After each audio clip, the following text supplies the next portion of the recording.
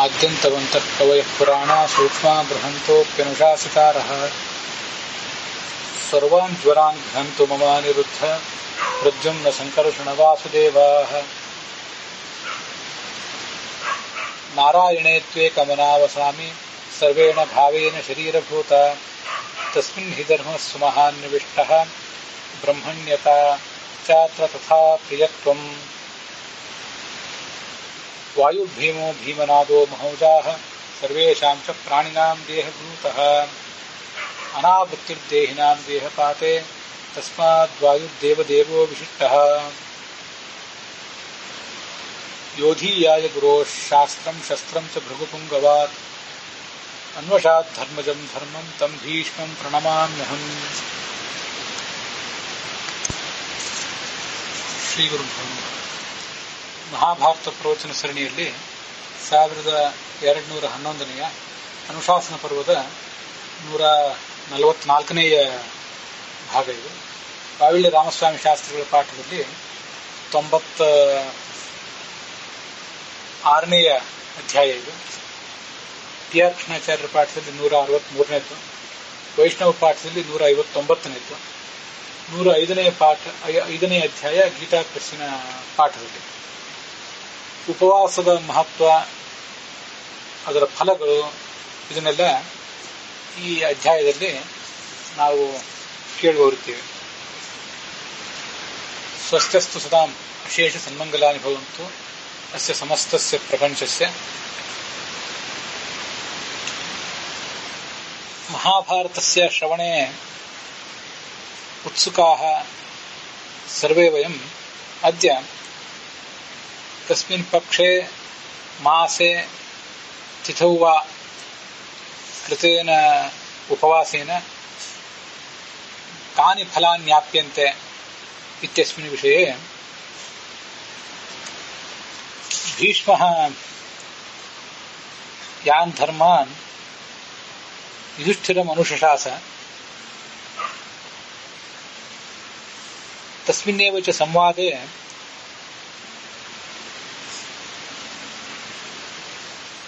ಅಂಗಿರಾಹ ಯಾನ್ ಧರ್ಮಾನ್ ಪ್ರೋವಾಚ ತಾನ್ ವಯಂ ಅತ್ರ ಆಕರ್ಣಯಾಮಃ. ಸರ್ವೇಷಾಮೇವ ವರ್ಣಾನಾಂ ಲೇಚ್ಛಾನಾಂ ಚ ಪಿತಾಮಹ ಉಪವಾಸೇ ಮತಿರಿಯಂ ಕಾರಣಂ ಚ ನ ವಿದ್ಮಹೆ. ಯುಧಿಷ್ಠಿರ ಕೇಳ್ತಾ ಇದ್ದಾನೆ, ಎಲ್ಲರೂ ಕೂಡ ಈ ಜಗತ್ತಿನಲ್ಲಿ ಉಪವಾಸ ಅನ್ನೋದನ್ನ ಮಾಡ್ತಾರೆ, ಲೇಂಛರು ಕೂಡ ಮಾಡ್ತಾರೆ. ಕೇವಲ ವೈದಿಕರು ಮಾತ್ರ ಮಾಡ್ತಾರೆ ಅಂತಲ್ಲ, ಎಲ್ಲರೂ ಮಾಡ್ತಾರಲ್ಲ. ಬೇರೆ ಬೇರೆ ಕಾರಣಗಳಿಂದ, ಬೇರೆ ಬೇರೆ ಮಾಸಗಳಲ್ಲಿ, ಬೇರೆ ಬೇರೆ ಉದ್ದೇಶಗಳಿಂದ ಮಾಡ್ತಾರೆ. ಇದಕ್ಕೆಲ್ಲ ಹಿನ್ನೆಲೆ ಏನು, ಇದರ ಮಹತ್ವವನ್ನು ಹೇಳು. ಬ್ರಾಹ್ಮಣರು, ಕ್ಷತ್ರಿಯರು ಉಪವಾಸ ಮಾಡಿದ್ರಿಂದ ಏನು ಲಾಭ ಅಂತ ಅನ್ನೋದನ್ನು ಹೇಳು. ಉಪವಾಸ ಅಂತೂ ಮಹಾಪುಣ್ಯದಾಯಕ, ಅದರಿಂದ ಫಲ ಇದೆ ಅಂತೆಲ್ಲ ಹೇಳ್ತಾರಲ್ಲ, ಏನು ಫಲ, ಹೇಗೆ ಧರ್ಮವನ್ನ ಮನುಷ್ಯ ಪಡಿತಾನೆ, ಇದೆಲ್ಲವನ್ನು ವಿವರಿಸಿ ಹೇಳಿರಿ ಅಂತ ಯುಧಿಷ್ಠಿರ ಭೀಷ್ಮರನ್ನ ಪ್ರಶ್ನಿಸ್ತಾ ಇದ್ದಾನೆ.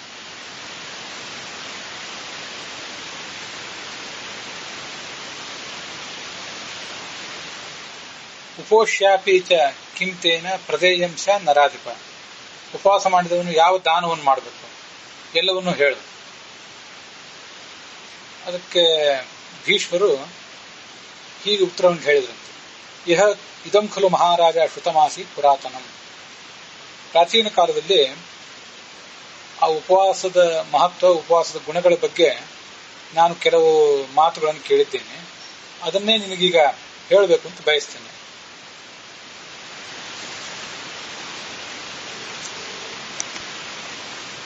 ಅಗ್ನಿಪುತ್ರರಾದಂಥ ಅಂಗಿರಸರನ್ನ ನಾನು ಈ ಕುರಿತು ಪ್ರಶ್ನಿಸಿದೆ. ಪ್ರಶ್ನಮೇತಂ ಮಯಾ ಪೃಷ್ಟಃ ಭಗವಾನ್ ಅಗ್ನಿಸಂಭವಃ.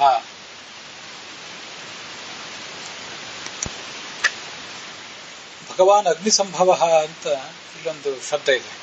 ಇದಕ್ಕೆ ಅಗ್ನಿಪುತ್ರರು, ಅಗ್ನಿಜನಕರು ಆದ ಪೂಜ್ಯರಾದ ಅಂಗಿರಸರು ಅಂತ ಅರ್ಥ ಬರೆದಿದ್ದಾರೆ. ಅದು ಹಾಗೆ ಬರೆಯುವಂತಹ ಅರ್ಥ ಅಲ್ಲ. ಅಗ್ನಿ ಸಂಭವ ಅಂದ್ರೆ ಅಗ್ನಿಯಿಂದ ಹುಟ್ಟಿದಂಥ ಅಂಗಿರಸರು ಅಂತ ಇಷ್ಟೇ ಅರ್ಥ. ಇದನ್ನ ಹಿಂದೆ ನಾವು ವನಪರ್ವದಲ್ಲಿ 217ನೇದರಲ್ಲಿ ಅಧ್ಯಾಯದಲ್ಲಿ ಹೆಚ್ಚು ಕಡಿಮೆ ಅಧ್ಯಾಯಗಳ ಸಂಖ್ಯೆ ಹಿಂದೆ ಮುಂದಾಗಿರ್ಬೋದು, ಅಲ್ಲಿ ಇದನ್ನು ನಾವು ಕೇಳಿದ್ದೇವೆ. ಆದ್ರಿಂದ ಅವರು ಅಗ್ನಿಯ ಮಗ ಅಷ್ಟೇ, ತಾವು ಅಗ್ನಿಯ ಜನಕರೇನಲ್ಲ ಅನ್ನೋದನ್ನು ತಿಳ್ಕೋಬೇಕು. ಈ ಅಗ್ನಿ, ಈ ಅಂಗಿರಸ್ ಒಮ್ಮೆ ತೀವ್ರವಾಗಿ ಪ್ರಕಾಶಿಸ್ತಾ ಇದ್ರು. ಈ 3 ಲೋಕಗಳಿಗೂ ಅದರಿಂದ ತಾಪ ಆಯಿತು.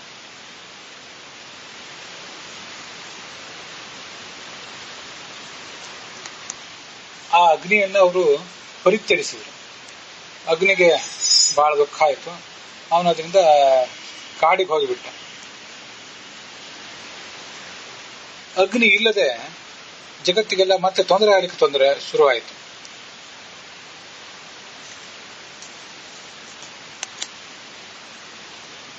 ಆಗ ಈ ಎಲ್ಲವೂ ಕೂಡ ಮತ್ತೆ ಅಂಗಿರಸರ ಬಳಿಗೆ ಹೋಗಿ ಕಾಡಿನಲ್ಲಿ ಅವರು ಇದ್ದುದನ್ನು ಗಮನಿಸಿ ಅವರಿಗೆ ಸಮಾಧಾನ ಹೇಳಿದರು. ಈ ಪ್ರಕರಣದ ಬಳಿಕ ಅಂಗಿರಸ್ ಮತ್ತೆ ಅಗ್ನಿಯ ಮೊದಲನೇ ಮಗ ಆಗಿ ಕಾರ್ಯನಿರ್ವಹಿಸಲಿಕ್ಕೆ ಒಪ್ಪಿಕೊಂಡ. ಇದು ತನ್ನ ಕಾರ್ಯವನ್ನು ಹಿಂದಿನಂತೆ ಆತ ನಿರ್ವಹಿಸಲಿಕ್ಕೆ ಒಪ್ಪಿಕೊಂಡೋದ್ರ ಬಗ್ಗೆ ಮಹಾಭಾರತದಲ್ಲಿ ವನಪರ್ವದಲ್ಲಿ 217ನೇ ಅಧ್ಯಾಯದಲ್ಲಿ ಹಿಂದೆ ಅದು ಕೇಳಿದ್ದೇವೆ. ಬಹುಶಃ ಇದು ಉತ್ತರ ಭಾರತದ ಪಾಠದ ಪ್ರಕಾರ 217ನೇ ಅಧ್ಯಾಯ ಆಗಿರಬೇಕು.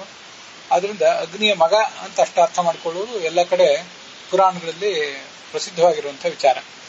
ಅಗ್ನಿಯ ಪುತ್ರರು, ಅಗ್ನಿ ಜನಕರು ಅಂತ ಹೀಗೆ ಅರ್ಥ ಮಾಡುವುದು ಉಚಿತವಾಗಿ ಕಾಣಿಸೋದಿಲ್ಲ. ಅಂಗಿರಸರನ್ನ ಈ ಭೀಷ್ಮ ಕೇಳಿದಾಗ ಅವರು ಹೀಗೆ ಉತ್ತರ ಹೇಳಿದರಂತೆ. ಬ್ರಾಹ್ಮಣರಿಗೆ, ಕ್ಷತ್ರಿಯರಿಗೆ 3 ರಾತ್ರಿಗಳ ಉಪವಾಸವನ್ನು ಹೇಳಿದ್ದಾನೆ. ಮತ್ತೆ ಕೆಲವು ಬಾರಿ 6 ರಾತ್ರಿಗಳ ಮತ್ತು 1 ದಿನದ ಉಪವಾಸವನ್ನು ಕೂಡ ಹೇಳ್ತಾರೆ. ಈ ಶ್ಲೋಕಗಳನ್ನು ನಾವೀಗೇನು ಓದ್ತಾ ಇದ್ದೇವಲ್ಲ, ಅದಕ್ಕೆ ಸರಿಯಾದ ಅನುವಾದಗಳು ಕಾಣಿಸುವುದಿಲ್ಲ ಎಲ್ಲ ಕಡೆ. ಮತ್ತು ಪಾಠವೂ ಕೂಡ ಸ್ವಲ್ಪ ಹಿಂದೆ ಮುಂದಾಗಿದ್ದಂತಿದೆ. ಆದ್ರಿಂದ ಇಲ್ಲಿರುವಂತಹ ವಿಷಯಗಳನ್ನ ಆಧರಿಸಿ ನಾವು ಆ ಉಪವಾಸಗಳನ್ನು ತೀರ್ಮಾನ ಮಾಡುವುದೇನು ಬೇಡ. ಇಲ್ಲಿರುವ ಮಹಾಭಾರತಗಳನ್ನು ಶ್ರವಣ ಮಾಡಿ ನಾವ್ಯಾರು ಕೂಡ ಆ ರೀತಿಯಾಗಿ ಉಪವಾಸ ಮಾಡಲಿಕ್ಕೆ ಹೊರಟವರಲ್ಲ. ಸಾಮಾನ್ಯವಾಗಿ ಏಕಾದಶಿ ಇಂಥ ಕೆಲವು ಉಪವಾಸಗಳನ್ನು ಬಿಟ್ಟರೆ ಬೇರೆ ಯಾವ ಉಪವಾಸಗಳನ್ನು ನಾವು ಮಾಡುವವರಲ್ಲ. ಇಲ್ಲಿ ಹೇಳಿದ್ದು ಇದು ಯಾವುದೋ ಯುಗದಲ್ಲಿ, ಯಾವುದೋ ಕಾಲದಲ್ಲಿ ಕೆಲವರಿಗೆ ಸಂಬಂಧಿಸಿದಂಥ ಉಪವಾಸ ಅಷ್ಟೇ.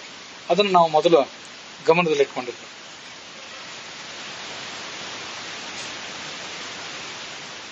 ಮೂರು ರಾತ್ರಿಗಳ ಕಾಲ ಉಪವಾಸ ಮಾಡಬೇಕು.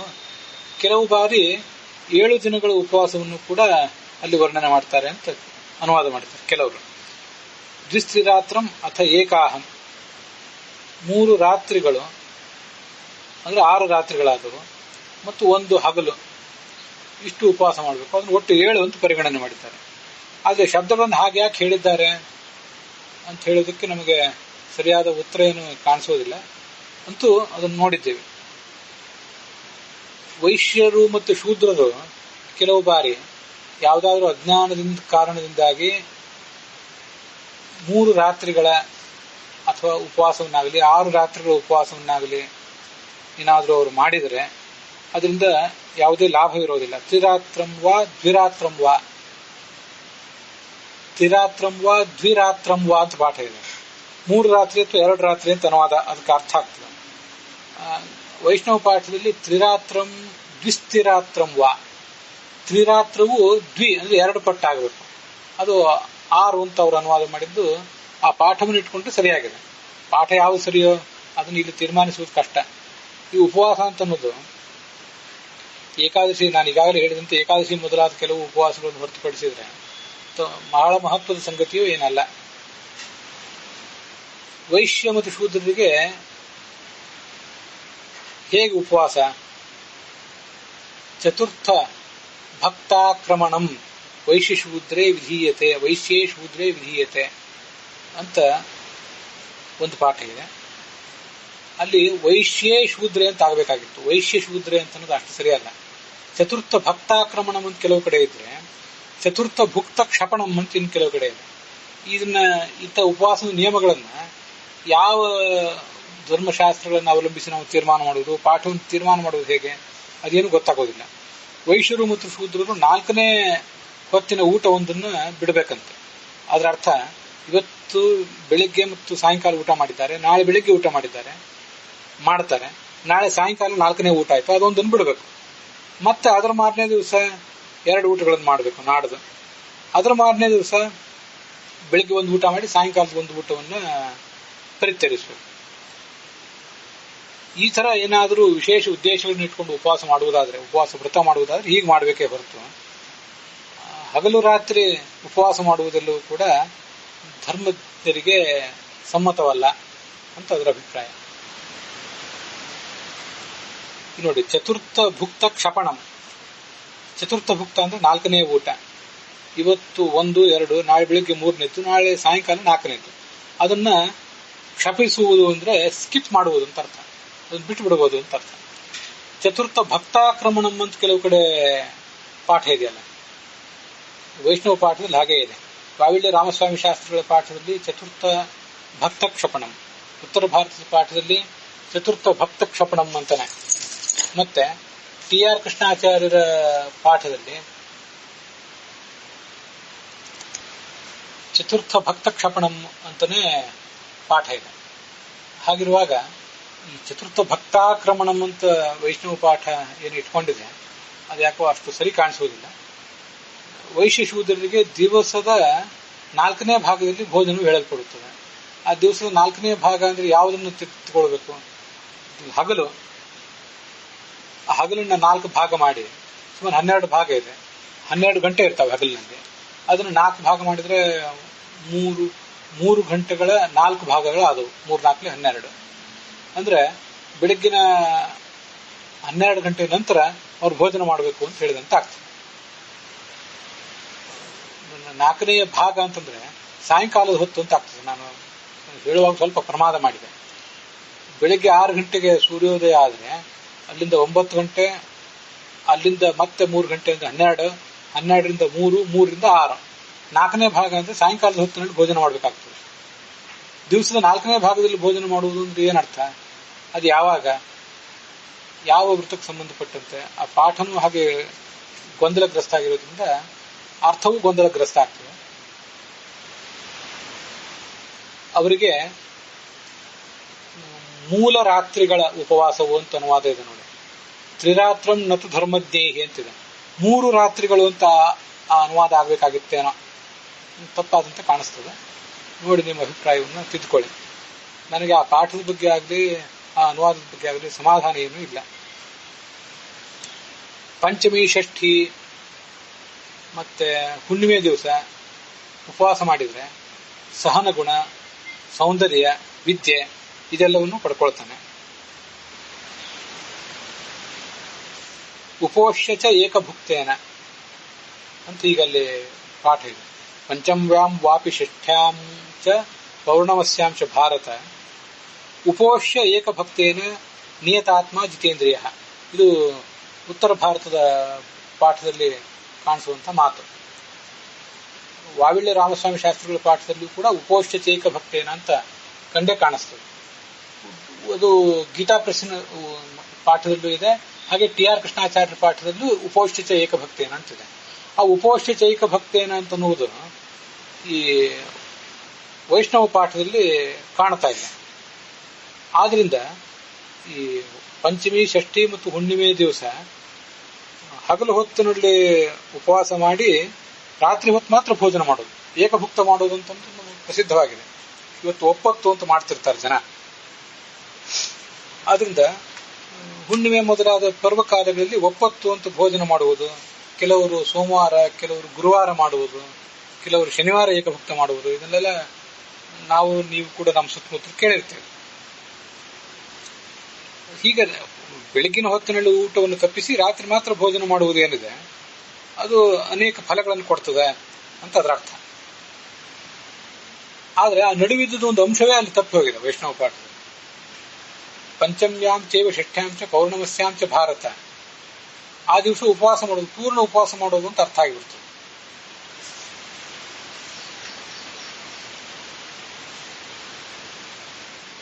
ನ ಅನಪತ್ಯ, ಅವನು ಮಕ್ಕಳಿಲ್ಲದವನು ಎಂದೂ ಕೂಡ ಆಗೋದಿಲ್ಲ.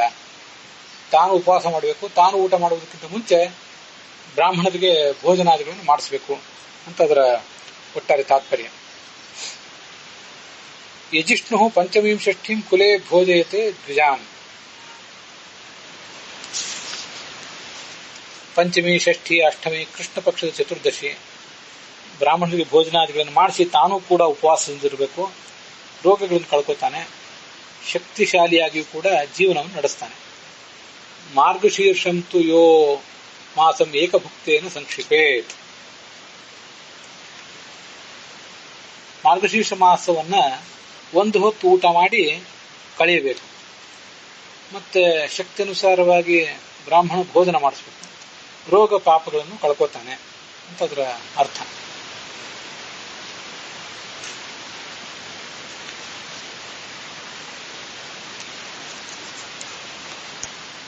ಮತ್ತು ಅವನಿಗೆ ಸಿಗುವ ಫಲಗಳೇನು? ಅನ್ನ ಫಲಾದಿಗಳಿಂದ ಪಡ್ಕೋತಾನೆ, ರೋಗರಹಿತನಾಗಿ ಕೃಷಿ, ಜಮೀನು ಇತ್ಯಾದಿ ಮಹಾಫಲಗಳನ್ನು ಪಡ್ಕೊಂಡು ಸಮೃದ್ಧವಾದ ಜೀವನವನ್ನು ನಡೆಸ್ತಾನೆ ಅಂತ ಅರ್ಥ. ಮುಂದೆ ಪುಷ್ಯ ಮಾಸದ ಬಗ್ಗೆ ಹೇಳ್ತಾರೆ. ಪುಷ್ಯ ಮಾಸದಲ್ಲಿ ಏಕಭುಕ್ತ ಮಾಡಿದ್ರೆ ಶ್ರೇಷ್ಠವಾದ ಕುಲದಲ್ಲಿ ಹುಟ್ಟುತ್ತಾನೆ, ಸೌಭಾಗ್ಯಶಾಲಿ ಆಗ್ತಾನೆ, ಸೌಂದರ್ಯವನ್ನು ಕೂಡ ಪಡ್ಕೊಳ್ತಾನೆ. ಮಾಘ ಮಾಸದ ಬಗ್ಗೆ ಇದರ ಮುಂದೆ ವರ್ಣನೆ ಮಾಡಿದ್ದಾರೆ. ಮಾಘ ಮಾಸದಲ್ಲಿ ಏಕಭುಕ್ತ ಮಾಡಿದರೆ ಧನಿಕರ ಕುಲದಲ್ಲಿ ಹುಟ್ಟುತ್ತಾನೆ ಮುಂದಿನ ಜನ್ಮದಲ್ಲಿ. ಮತ್ತೆ ತನ್ನ ಎಲ್ಲ ಬಂಧುಗಳ ಮಧ್ಯದಲ್ಲಿ ಅವನಿಗೊಂದು ಶ್ರೇಷ್ಠತೆ ಸಿಗ್ತದೆ ಅಂತ ಅರ್ಥ. ಮುಂದೆ ಫಾಲ್ಗುಣ ಮಾಸ, ಅದಕ್ಕೆ ಭಗದೈವತಾಕವಾದದ್ದು ಅಂತ ಅರ್ಥ ಮಾಡಿದ್ದಾರೆ. ಅದಕ್ಕೆ ಸೂರ್ಯನೇ ಅದಕ್ಕೆ ದೇವತೆ, ತ್ವಷ್ಟ ಅಥವಾ ಸವಿತಾ ಭಗ ಅಂತ ಎಲ್ಲ ಕಡೆ ಸೂರ್ಯ ಅಂತಲೇ ಅನುವಾದ ಮಾಡಿದ್ದಾರೆ. ಆ ಉಪವಾಸ ಮಾಡುವವನು ಸ್ತ್ರೀಯರ ಪ್ರೀತಿಯನ್ನು ಗಳಿಸ್ತಾನೆ, ಬಹುಶಃ ಅನೇಕ ಜನ ಪತ್ನಿಯರನ್ನು ಪಡ್ಕೋತಾನೆ ಅಂತ ಅದರ ಅಭಿಪ್ರಾಯ ಇದ್ದಿರಬೇಕು. ಸ್ತ್ರೀಷು ವಲ್ಲಭತಾಮ್ಯತಿ ವಶ್ಯಾಶ್ಚ ಅಸ್ಯ ಭವಂತಿ ತಾಹ. ಸ್ತ್ರೀಯರು ಅವನಿಗೆ ವಶೀಭೂತರಾಗ್ತಾರೆ.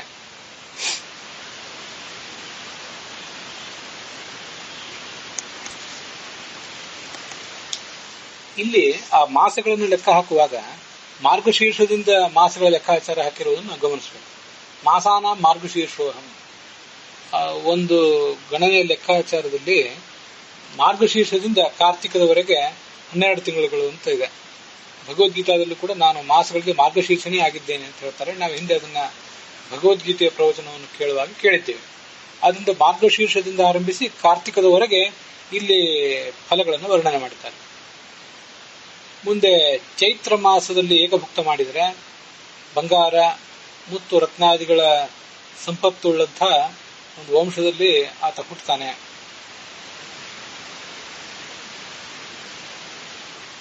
ನಿಸ್ತರೇತ್ ಏಕಭುಕ್ತೇನ ವೈಶಾಖಂ ವೈಚಿತೇಂದ್ರಿಯ.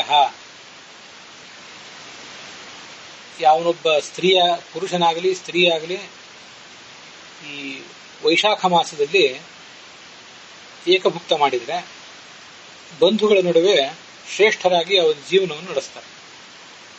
ಜ್ಯೇಷ್ಠ ಮಾಸವನ್ನು ಏಕಭುಕ್ತದಿಂದ ಕಳೆದರೆ ಅಪಾರವಾದ ಐಶ್ವರ್ಯವನ್ನು ಪಡ್ಕೊಳ್ತಾರೆ. ಆಷಾಢಂ ಏಕಭುಕ್ತೇನ ಸ್ಥಿತ್ವ ಮಾಸ ಮತಂದ್ರಿತ.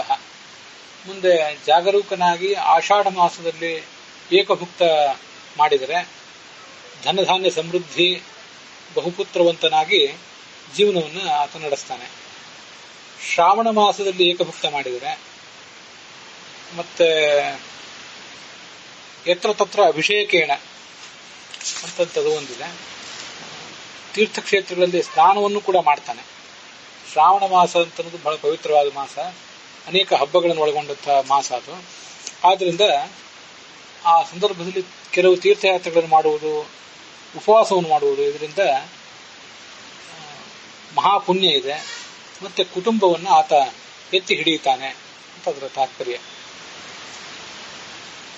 ಮುಂದೆ ಭಾದ್ರಪದ ಮಾಸದಲ್ಲಿ ಏಕಭುಕ್ತ ಮಾಡುವ ಮನುಷ್ಯ ಸ್ಥಿರವಾದ ಐಶ್ವರ್ಯವನ್ನ ಪಡೆಯುತ್ತಾನೆ. ಆಶ್ವಯುಜ ಮಾಸ ಮುಂದೆ, ಆಗ ದಿನಕ್ಕೆ ಒಂದೇ ಹೊತ್ತು ಊಟ ಮಾಡುವವನು ಪರಿಶುದ್ಧವಾದಂಥ ವಂಶದಲ್ಲಿ ಮುಂದೆ ಹುಟ್ಟುತ್ತಾನೆ. ವಾಹನಗಳ ಸಮೃದ್ಧಿ ಇತ್ಯಾದಿಗಳು ಉಳ್ಳಂಥ ಪ್ರಜಾವಾನ್ ವಾಹನಾಢ್ಯಶ್ಚ ಬಹುಪುತ್ರಶ್ಚ ಜಾಯತೆ. ಈ ಲೆಕ್ಕಾಚಾರದಲ್ಲಿ ಕೊನೆಯ ಮಾಸ ಅಂದ್ರೆ ಈ ಕಾರ್ತಿಕ ಮಾಸ. ಆಗ ಏಕಭುಕ್ತನಾಗಿದ್ರೆ ಮರುಜನ್ಮದಲ್ಲಿ ಶೂರನಾಗಿ ಅನೇಕ ಪತ್ನಿಯರನ್ನ ಪಡೆದು ಮಾಸವನ್ನು ಆತ ಜನ್ಮವನ್ನು ತಾಳ್ತಾನೆ. ಇತಿ ಮಾಸ ನರವ್ಯಾಖ್ಯ ಕ್ಷಪತಾನ್ ಪರಿಕೀರ್ತಿತಾ. ಅನೇಕ ಮಾಸಗಳನ್ನ ಮತ್ತು ಅವುಗಳಲ್ಲಿ ಆ ಏಕಭುಕ್ತವನ್ನು ಮಾಡುವವರಿಗೆ ಏನು ಫಲ ಅಂತ ಅನ್ನೋದನ್ನ ಇಲ್ಲಿ ವರ್ಣನೆ ಮಾಡಿದ್ದೇನೆ. ಅದನ್ನ ನೀನು ಕೇಳಿದ್ದಿ.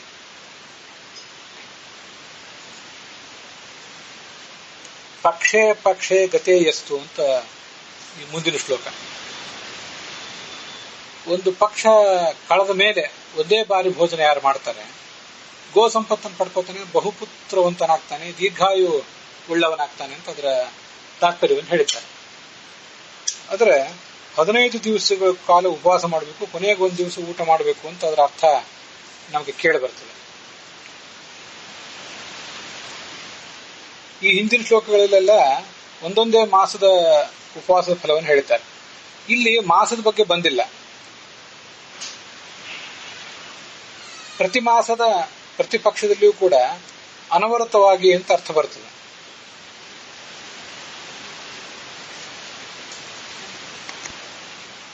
ಆದ್ದರಿಂದ ಈ ವಾಕ್ಯಗಳನ್ನು ನಾವು ಅರ್ಥ ಮಾಡಿಕೊಳ್ಳುವಾಗ ಯಾವುದೇ ಪಕ್ಷದಲ್ಲಿಯೂ ಕೂಡ ಒಂದು ನಿರ್ದಿಷ್ಟವಾದಂತಹ ಅನೇಕ ಪಕ್ಷಗಳು, ಆ ಪಕ್ಷಗಳ ನಿರ್ದಿಷ್ಟವಾದಂತಹ ಅನೇಕ ಮಾಸಗಳು, ಆ ಮಾಸಗಳಲ್ಲಿ ನಾವು ಮಾಡಿದ ಉಪವಾಸದಿಂದ ಯಾವುದು ಫಲ ಅಂತ ಅನ್ನೋದನ್ನೆಲ್ಲ ನೋಡಿದ್ವಿ. ಅದನ್ನು ಹೊರತುಪಡಿಸಿದ್ರೆ ಯಾವುದೇ ಪಕ್ಷದಲ್ಲಿಯೂ ಕೂಡ ಏಕಭುಕ್ತವನ್ನು ಮಾಡಿದ್ರೆ ಅದರಿಂದಲೂ ಫಲ ಇದೆ ಅಂತ ಈ ಶ್ಲೋಕ ಇಷ್ಟೇ ಹೇಳ್ತದೆ.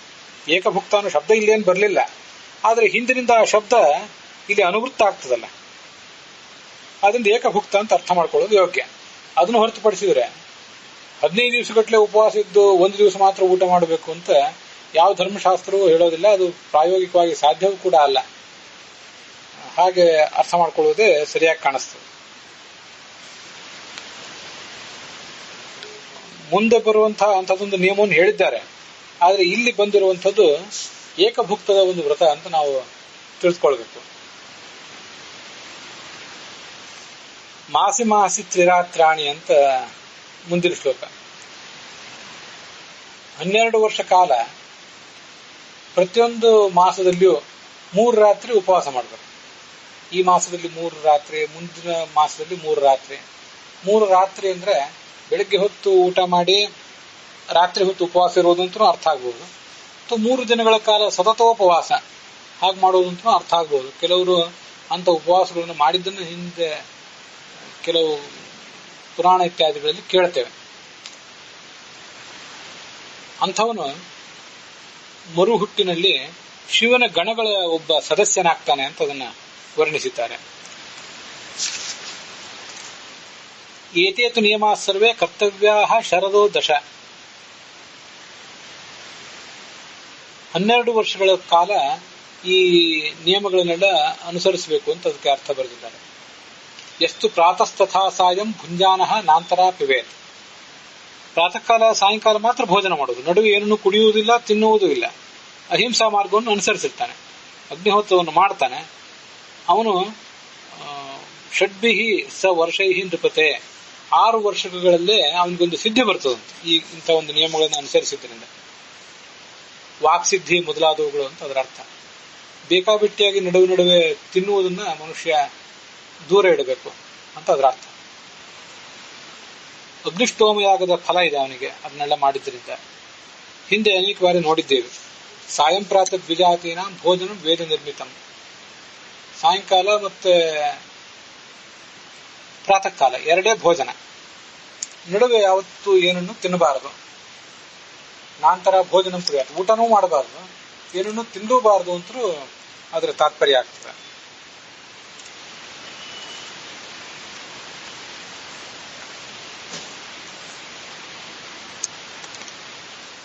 ಅಧಿವಾಸೆ ಸೋಪ್ಸರಸಾಂ ನೃತ್ಯ ಗೀತ ವಿನಾದಿತೆ ಅಂತ ಮುಂದಿನ ಶಬ್ದ. ಅಪ್ಸರೆಯರ ವಾಸಸ್ಥಳದಲ್ಲಿ ಅವರ ಸಂಗೀತವನ್ನು ಕೇಳ್ತಾ 1000 ವರ್ಷಗಳ ಕಾಲ ಅವನು ಮೆರೀತಾನೆ. ಮತ್ತೆ ಪುಣ್ಯ ಕ್ಷೀಣ ಆದ್ಮೇಲೆ ಈ ಜಗತ್ತಿಗೆ ಬಂದು ತಲುಪ್ತಾನೆ ಅಂತ ಅದರ ತಾತ್ಪರ್ಯ. ತಪ್ತ ಕಾಂಚನ ವರ್ಣಾಭಂ ವಿಮಾನ ಮಧಿರೋಹತಿ. ಒಂದು ಬಂಗಾರದ ಕಾಂತಿ ಉಳ್ಳಂತಹ ವಿಮಾನವನ್ನು ಏರಿ ಆತ ಸುಖವಾಗಿ ವಿಹರಿಸ್ತಾನೆ. ಒಂದು ವರ್ಷ ಕಾಲ ಪೂರ್ಣವಾಗಿ ದಿನಕ್ಕೆ 9 ಊಟ ಮಾಡುವಂತವನು ಅತಿರಾತ್ರ ಯಾಗ ಮಾಡಿದ ಫಲವನ್ನು ಪಡ್ಕೊಳ್ತಾನೆ ಅಂತ ಇಲ್ಲಿ ವರ್ಣನೆ ಮಾಡಿದ್ದಾರೆ. ಎಷ್ಟು ಸಂವತ್ಸರಂ ಪೂರ್ಣಂ ಚತುರ್ಥಂ ಭಕ್ತಮಶ್ನತೆ. ಎಷ್ಟು ಸಂವತ್ಸರಂ ಪೂರ್ಣಂ ಏಕಾಹಾರೋ ಭವೇನ್ನರಹ ಅಂತ ನಾವು ಹೇಳಬೇಕಾದ ಶ್ಲೋಕ. ಅದು ಚತುರ್ಥಂ ಭಕ್ತಂ ಅಶ್ನುತೆ ಅನ್ನೋದು ಮುಂದಿನ ಶ್ಲೋಕ.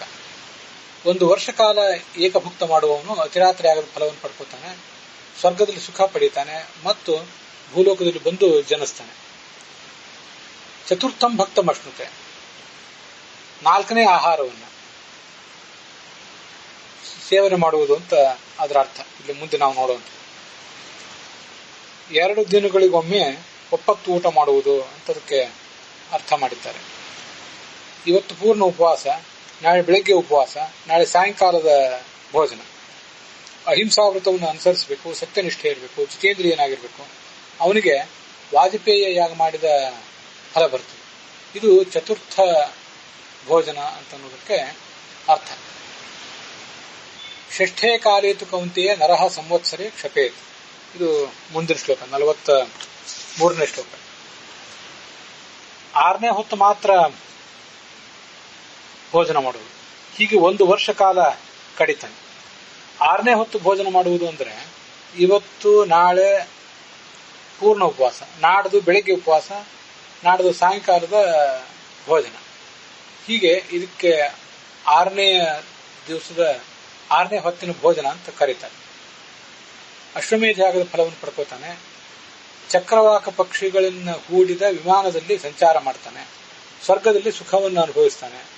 ಅಷ್ಟಮೇನತು ಭಕ್ತೇನ, 8ನೇ ಊಟ ಇವತ್ತು ನಾಳೆ ನಾಡಿದು ಪೂರ್ಣ ಉಪವಾಸ. ಆಚೆ ನಾಡಿದ್ದು ಬೆಳಿಗ್ಗೆನೂ ಉಪವಾಸ, ಸಾಯಂಕಾಲ ಮಾತ್ರ ಭೋಜನ. ಹೀಗೆ ಮಾಡುವಂಥವನು ಸಾರಸ ಪಕ್ಷಿಗಳಿಂದ ಎಳೆಯಲ್ಪಟ್ಟ ವಿಮಾನದಲ್ಲಿ 50,000 ವರ್ಷ ಆ ಕಡೆ ಈ ಕಡೆ ಸಂಚಾರ ಮಾಡ್ತಾ ಸುಖವನ್ನು ಅನುಭವಿಸ್ತಾನೆ. ಪಕ್ಷೇ ಪಕ್ಷೆ ಅಂತ ಮುಂದಿನ ಶ್ಲೋಕ. ಒಂದೊಂದು ಪಕ್ಷ ಕಳೆದ ಮೇಲೆ ಯಾರು ಆಹಾರವನ್ನು ಸ್ವೀಕಾರ ಮಾಡ್ತಾನೆ ಹಾಗೆ 1 ವರ್ಷವನ್ನು ಕಳೀತಾನೆ. ಅದು 6 ತಿಂಗಳ ಉಪವಾಸಕ್ಕೆ ಸಮಾನವಾದದ್ದು ಅಂತ ಅಂಗಿರಸರು ಅದನ್ನು ವರ್ಣನೆ ಮಾಡಿದ್ದಾರೆ. 6 ತಿಂಗಳ ಕಾಲ ಸತತವಾಗಿ ಉಪವಾಸ ಮಾಡಿದ ಫಲ ಬರ್ತದಂತೆ. 15 ದಿವಸ ಕಾಲ ಪೂರ್ಣ ಉಪವಾಸ ಇದ್ದು ಆಮೇಲೆ ಊಟ ಮಾಡುವುದೇನಿದೆ, ಅರ್ಥಾತ್ 15 ದಿವಸಗಳಿಗೆ ಒಮ್ಮೆ ಊಟ ಮಾಡುವುದು ಈಗಿನ ಕಾಲದ ನಿಯಮಗಳಿಗೆ ಸಾಧ್ಯ ಆಗೋದಿಲ್ಲ. ಪ್ರಾಚೀನ ಕಾಲದ ಋಷಿ ಮುನಿಗಳು ಮೊದಲಾದವರು ಅಂಥದನ್ನು ಅನುಸರಿಸ್ತಾ ಇದ್ರು ಅಂತ ನಾವು ತಿಳ್ಕೊಳ್ಬಹುದಷ್ಟೆ.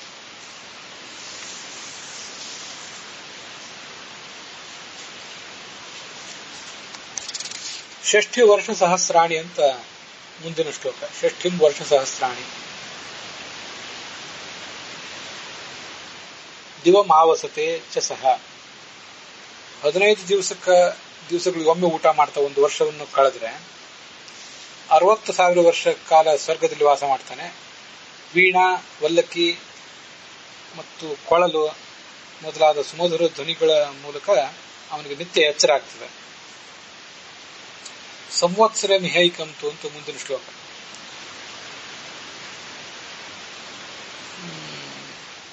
ಮಾಸಿ ಮಾಸಿ ಪಿಬೇದಪಃ. ತಿಂಗಳು ಮುಗಿದ ಮೇಲೆ ನೀರು ಕುಡಿಯೋದು ಅಂತ. ಹಾಗೆ 1 ವರ್ಷವನ್ನು ಕಳೆದ್ರೆ ಅವನಿಗೆ ವಿಶ್ವಜಿತ್ಯಾಗ ಮಾಡಿದ ಫಲ ಇದೆ.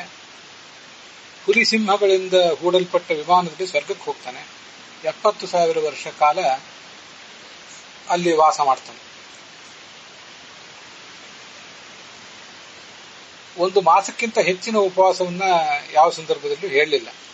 1 ಮಾಸ ಆದ್ಮೇಲಾದ್ರೂ ನೀರು ಕುಡಿದು ಪಾರಣ ಮಾಡಿದರೆ ಅದಕ್ಕೆ ವಿಶ್ವಜಿತ್ಯಾಗ ಮಾಡಿದ ಫಲವನ್ನು ಈ ಹಿಂದಿನ ಶ್ಲೋಕದಲ್ಲಿ ಹೇಳಿದ್ದಾರೆ. ಅದಕ್ಕಿಂತ ಹೆಚ್ಚಿನ ಉಪವಾಸವನ್ನ ಶಾಸ್ತ್ರದಲ್ಲಿ ಹೇಳಲಿಲ್ಲ ಅಂತ ಈ ಶ್ಲೋಕ ಹೇಳ್ತದೆ. ಅನಾರ್ಥೋ ವ್ಯಾಧಿರಹಿತ, ಯಾವುದೇ ದೈಹಿಕ ಮಾನಸಿಕ ವ್ಯಾಧಿ ಇಲ್ಲದೆ ರೋಗರಹಿತನಾದವನು ಒಬ್ಬ ವ್ಯಕ್ತಿ ಏನು ಅನಶನ ವ್ರತವನ್ನು ಮಾಡ್ತಾನೆ, ಅವನಿಗೆ ಮಹಾಫಲ ಮೇಲಿನ ಬರ್ತಾನೆ ಇರ್ತದೆ. ಸ್ವರ್ಗಕ್ಕೆ ಹೋಗ್ತಾನೆ, 1,00,000 ವರ್ಷ ಕಾಲ ವಾಸ ಮಾಡ್ತಾರೆ. ಅಪ್ಸರ ಸ್ತ್ರೀಯರು ನೃತ್ಯಾದಿಗಳ ಮೂಲಕ ಆತನನ್ನ ಸಂತೋಷಪಡಿಸ್ತಾರೆ. ಆರ್ತೋ ವ್ಯಾಧಿತೋ ವಾಪಿ ಗಚ್ಚೇದನಶನಂತು ಯಃ, ದುಃಖಿಯಾಗಿದ್ದಾನೆ ಅಥವಾ ರೋಗಿಯಾಗಿದ್ದಾನೆ, ಏನೇ ಇದ್ರೂ ಈ ಅನಶನ ವೃತ್ತವನ್ನ ಮಾಡುವ ಒಂದು ದಾರ್ಢ್ಯವನ್ನು ಆತ ತೋರಿಸಿದ್ರೆ 1,00,000 ವರ್ಷ ಕಾಲ ಸ್ವರ್ಗದಲ್ಲಿ ಸುಖವಾಗಿರ್ತಾನೆ. ಕಾಂಚಿ, ನೂಪುರ ಇತ್ಯಾದಿ ಶಬ್ದಗಳಿಂದ ಅದ ನಿತ್ಯ ಹೇಳ್ತಾನೆ.